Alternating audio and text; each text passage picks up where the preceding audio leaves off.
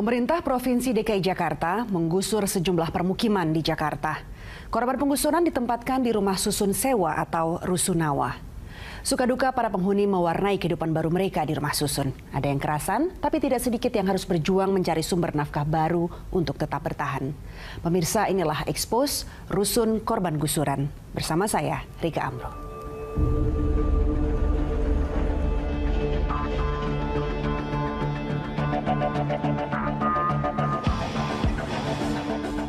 Sejumlah wilayah di Ibu Kota Jakarta jadi target penggusuran pemerintah Provinsi DKI Jakarta. 11 April lalu, pemerintah DKI menggusur bangunan usaha maupun rumah di kawasan Pasar Ikan Penjaringan, Jakarta Utara. Di waktu yang lain, rumah-rumah di luar Batang dan Kampung Akuarium diratakan dengan tanah. Tempat ini akan disulap menjadi kawasan wisata maritim bertaraf internasional. Sekitar 478 kepala keluarga harus tergusur.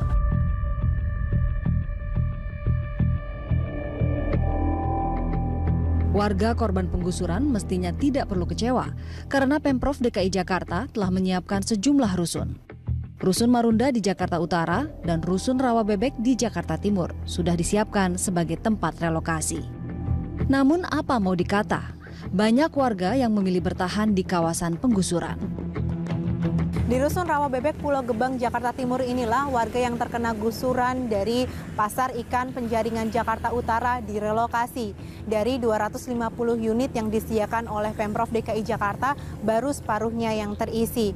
Warga lebih memilih untuk masih tinggal di daerah penggusuran karena letak rusun ini yang terlalu jauh, yaitu mencapai 25 km.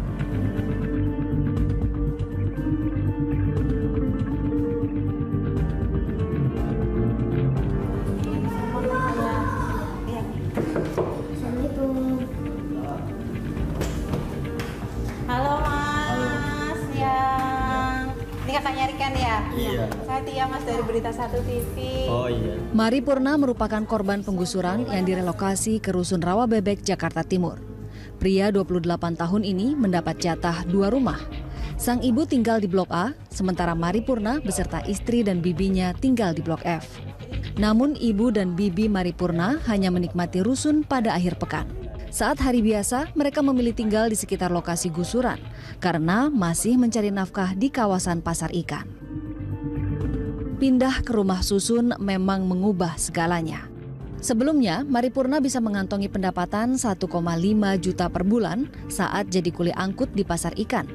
Kini setelah menetap di Rusun Rawabebek, Mari Purna harus mencari pekerjaan baru untuk menyambung hidup. Sudah sebulan dia tidak mendapatkan pekerjaan. Beruntung selama 3 bulan tidak ada biaya sewa yang ditanggung Mari Purna alias gratis. Setelah itu Mari Purna harus membayar sewa Rp300.000 per bulan. Kita sih emang tempatnya layak, emang kalau buat tidur, buat nyaman lah. Tapi kalau nggak enaknya ya kita di sini susah nyari buat lowongan kerjanya, buat nyambung hidupnya gitu Kak, gitu kan. Buat seenggak-enggaknya ya cari makan lah. Banyak ini juga apa sih yang terkena penyakit juga di sini. Apa tuh? Tomcat, tomcat gitu kan. Kayak ini banyak tuh kemarin tuh istri saya pada bentol-bentol. Emang sih disediain puskesmas. Tapi kan kita di sini obatnya kagak ada, jadi kita dilempar ke Cakung, puskesmas Cakung gitu. Jauh lagi kita di sono, ongkos lagi. Yang kedua ya akses kemana-mana gitu kan, mau tempat hiburan apa kagak ada di sini gitu Mas. Kalau ya buat kami ya buat bolak-balik ya Transjakarta, membantu juga sih Transjakarta di sini. Penghuni rusun lain, Suhadi, tidak mau tinggal diam. Ia membuka usaha jualan nasi goreng di rusun. Meski pendapatannya tidak sebesar saat masih di Pasar Ikan, namun pria 47 tahun ini tetap bertahan. Suhadi harus beradaptasi dengan kehidupan sosial baru di rumah susun. Udah 2 minggu saya waktu itu ya kan, saya makan, tidur, gak ada penghasilan di sini, jenuh sekali lah ya. Gerobak pun saya minta belum dikasih di sini ya.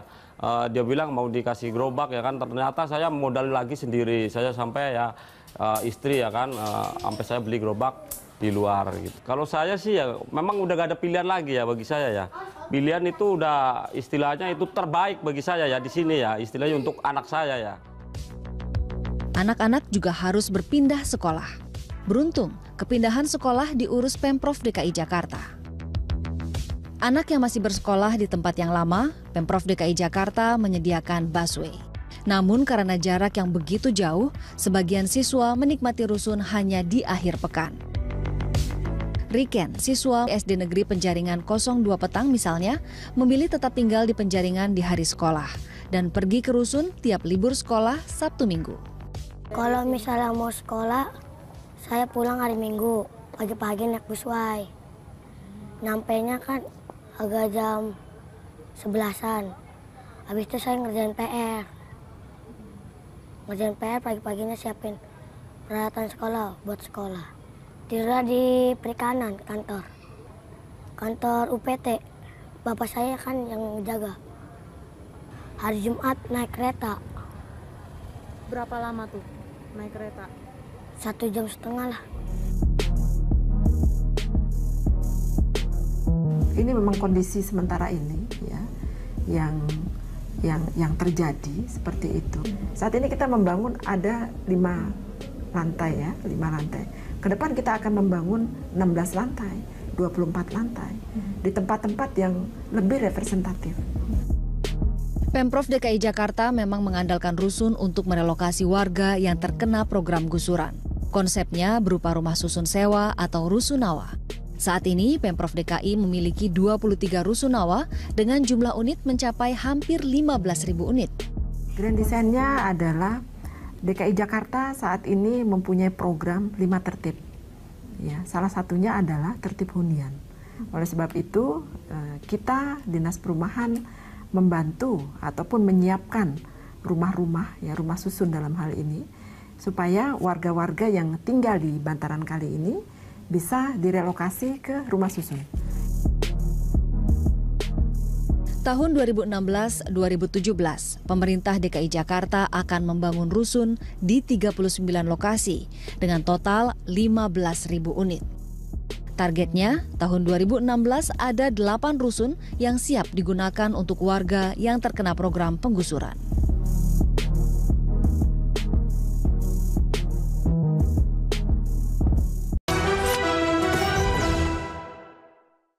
Semangat pemerintah DKI Jakarta menyediakan hunian bagi warga yang terkena program gusuran tidak selamanya berjalan mulus. Dinas Perumahan dan Gedung Pemerintah DKI Jakarta mengaku masih banyak pihak yang menyalahgunakan kepemilikan rumah susun.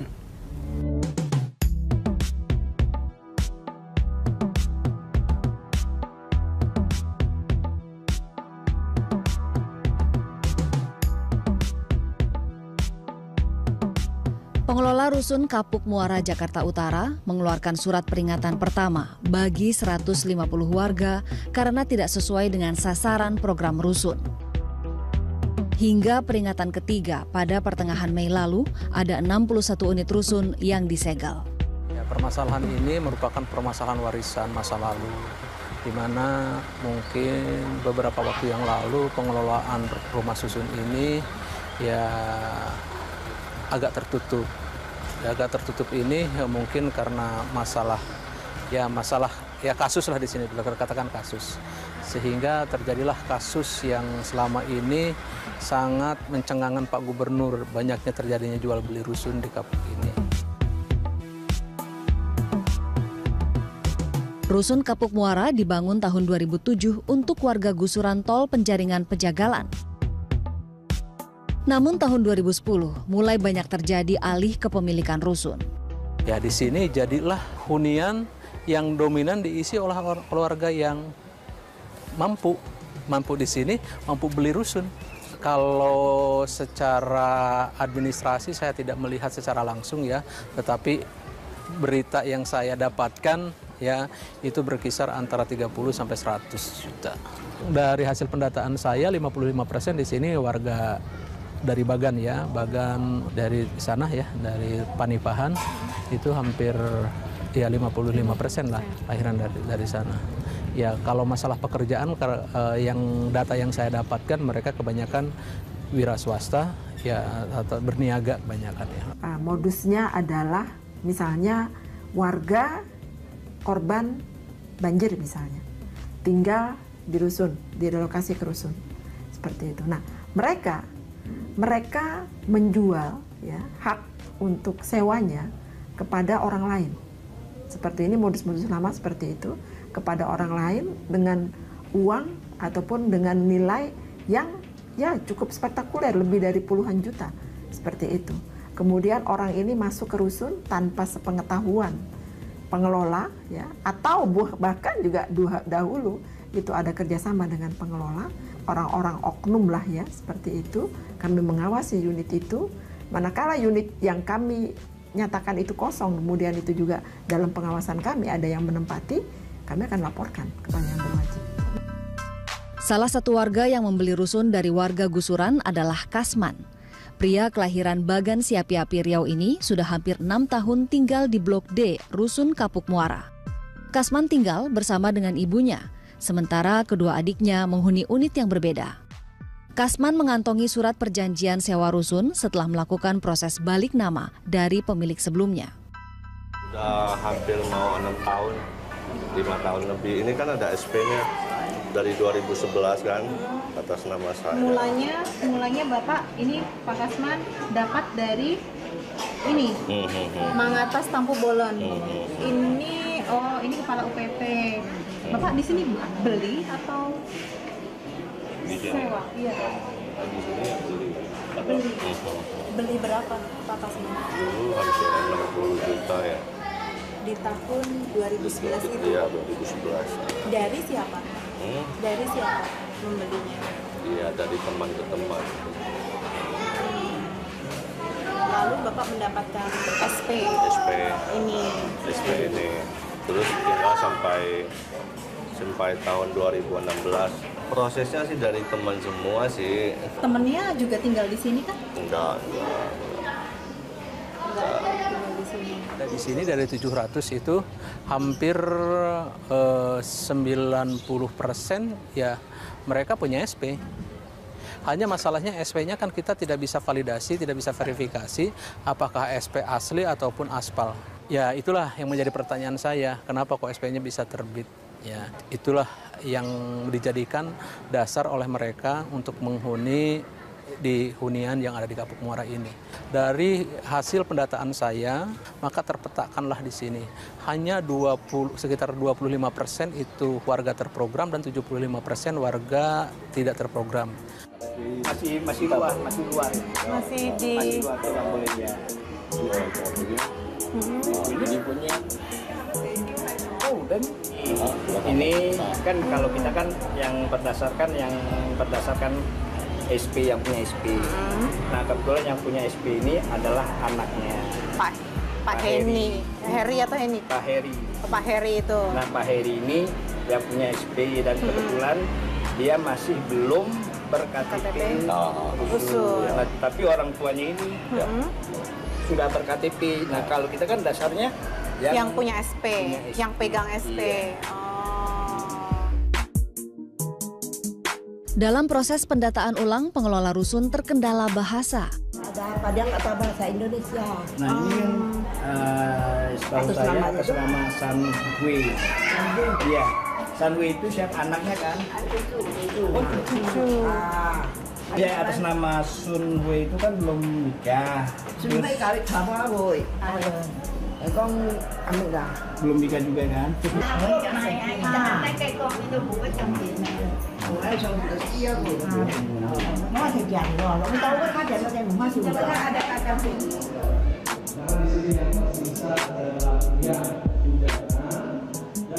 Sehari setelah mengeluarkan surat peringatan ketiga, pengelola rusun Kapuk Muara mengumpulkan warga yang unitnya disegel. Dalam pertemuan ini, Kepala Dinas Perumahan dan Gedung Pemda DKI Jakarta memberi kesempatan bagi pemilik surat perjanjian sewa yang masih lajang menempati rusun Rawa Bebek. Jadi di Rawa Bebek itu tidak hanya untuk PHL saja, ataupun untuk PNS misalnya yang memang dia darah bujang, tetapi untuk seluruh warga DKI Jakarta, ya tentunya yang memang dia MBR, yang dia buruh, yang dia memang pekerja, itu bisa tinggal di rusun Rawa Bebek tersebut. Tidak mau kecolongan lagi, Pemprov DKI Jakarta merapatkan barisan untuk menggiatkan pendataan ulang warga rusun. Pengelola menempelkan identitas penghuni rusun di setiap unit yang ditempatinya. Berapa lama tinggal di sini? 3 tahun. Kalau Ibu mau keluar dari tempat ini, ya, itu kembalikan kuncinya kepada pengelola, ya Bu ya. Ya. Nggak boleh dicopot ya? Iya. Kalau misalnya ada nih dari tetangga Bapak, oh itu kok warganya lain tuh, gitu kan? Warganya udah bukan lagi yang ini, berarti dia jual. Bapak harus lapor. Kalau nggak lapor, nanti semua yang ada di satu lantai ini kita usir. Pemprov DKI Jakarta akhirnya mengambil keputusan untuk melonggarkan peraturan. Meski bukan warga gusuran, sepanjang penghuni rusun sudah memiliki KTP beralamatkan rusun, sudah tinggal minimal 5 hingga 6 tahun, berpenghasilan rendah dan bukan lajang, diperbolehkan tinggal di rusun. Namun jika syarat tersebut tidak dipenuhi, pengelola meminta penghuni sadar diri, angkat kaki dari rusunawa.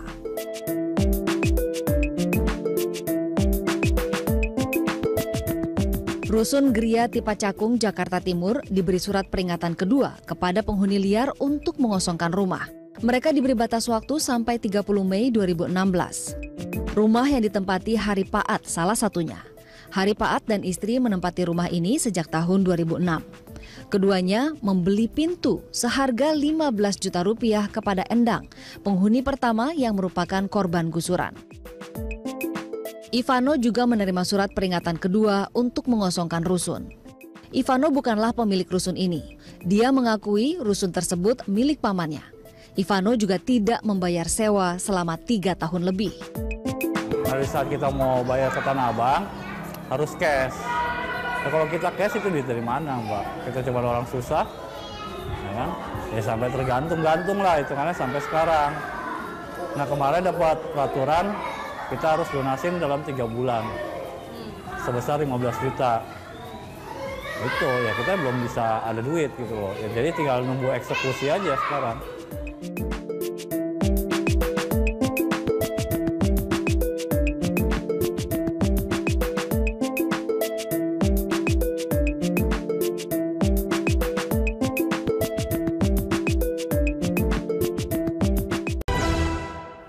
Pemprov DKI Jakarta berkomitmen menambah jumlah rumah susun sewa atau rusunawa untuk korban penggusuran. Rumah susun di wilayah Jakarta di bawah pengelolaan Dinas Perumahan dan Gedung Pemerintah Daerah DKI. Pengelolaannya dibagi menjadi 3 wilayah, yaitu unit pengelola rusun wilayah 1 yang bertanggung jawab di Jakarta Utara. Lalu unit pengelola rusun wilayah 2 meliputi Jakarta Barat dan Jakarta Pusat. Lalu unit pengelola rusun wilayah 3 yang meliputi Jakarta Timur dan Jakarta Selatan. Saat ini Pemprov DKI Jakarta memiliki 23 rumah susun sewa atau rusunawa dan 9 rumah susun milik atau rusunami. Tapi sejak 2015, Pemprov DKI Jakarta lebih fokus untuk memperbanyak rusunawa. Di wilayah 1 atau di Jakarta Utara terdapat 5 rusunawa, yaitu di daerah Marunda, Penjaringan, Kapuk Muara, Muara Baru, dan Sukapura. Unit terbanyak di Rusun Marunda yang terletak di Kecamatan Cilincing. Rusun ini memiliki 2.580 unit di 26 blok. Dan yang paling sedikit di Rusun Sukapura yang hanya memiliki 100 unit. Di wilayah 2 yaitu Jakarta Barat dan Jakarta Pusat ada 5 rusun. Salah satunya Rusun Tambora yang memiliki 809 unit di 6 blok. Rusun terbanyak ada di Jakarta Timur sebanyak 13 rusun. Unit terbanyak adalah di Rusun Tipar Cakung sebanyak 1.000 unit di 10 blok. Dan yang paling sedikit adalah di Rusun Pulau Jahe dengan 96 unit di 6 blok. Tahun 2016 hingga 2017, Pemprov DKI mengucurkan anggaran 3,2 triliun rupiah untuk pembangunan rusunawa. Rencananya akan dibangun 15.000 unit rusun, tipe 36 yang tersebar di 39 lokasi. Hingga saat ini yang sudah siap huni ada di 2.800 unit di 9 rusun. Pemprov DKI Jakarta juga punya PR besar untuk mengatasi kasus alih kepemilikan rusun lewat praktik jual beli. Banyak pihak yang terlibat termasuk pegawai Pemprov DKI. Oktober 2015, 5 pegawai Dinas Kependudukan dan Pencatatan Sipil serta seorang pegawai Dinas Perumahan dan Gedung Pemprov DKI Jakarta dipecat gara-gara terlibat praktik jual beli Rusunawa Marunda, Jakarta Utara. Di Rusunawa yang sama, pada Maret 2016, seorang satpam, ketua RT, dan ketua RW terlibat alih kepemilikan rusun dengan modus sewa di atas sewa dan dijual secara online dengan harga mencapai 80 juta rupiah. Kasus ini ditangani Polsek Cilincing. Pemerintah sengaja membangun rusun untuk masyarakat menengah ke bawah, seperti korban penggusuran, dengan harapan kualitas kehidupan mereka menjadi lebih baik. Saya Rika Amru pamit, sampai jumpa.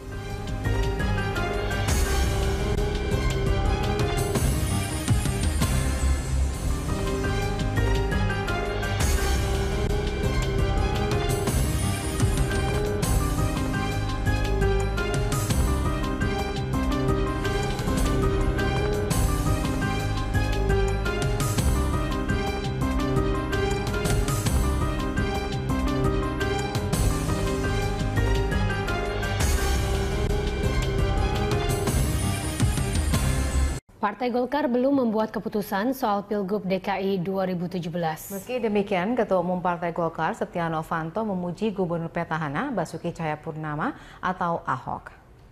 Menurut Setia Novanto, Gubernur Ahok sangat baik dan kinerjanya dinilai berhasil. Meski demikian, belum ada jawaban tegas dari Novanto soal kepastian dukungan Golkar untuk Ahok.